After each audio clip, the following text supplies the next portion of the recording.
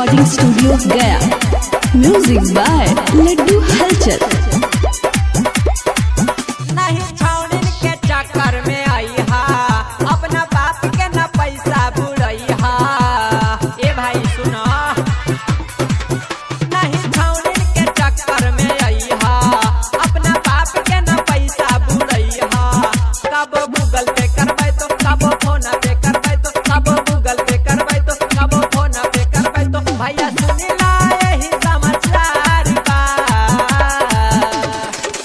आजकल के छौनिन से करिहा ना प्यार भैया, रखा हाथिन छौ छौ गोई यारा हो। ए भाई हो, आजकल के छौनिन से करिहा ना प्यारा हो, रखा हाथिन छौ छौ गो भातार हो। presented by Laddu Halchal Music।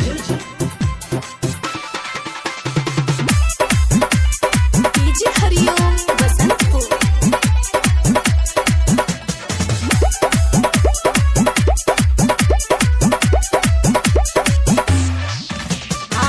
Phone तू कारा बाता रहतो भैया बीजी हो, पूछला पर कहा तो की हालई हा हमारा दीदी हो।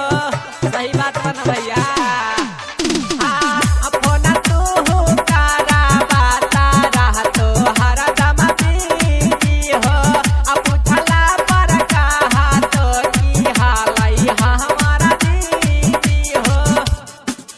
अरे कर दे तो जिंदगी बेकार हो। आजकल के छौनिन से करिहा ना प्यारा हो, रखा हाथिन छौ छौ गो भातारा हो।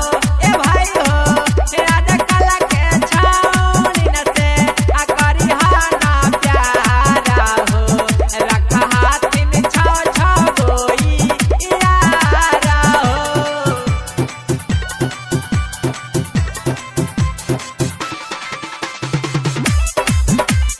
DJ Hariom Basantpur. Halchal recording studio गया। म्यूजिक बाय लड्डू हलचल।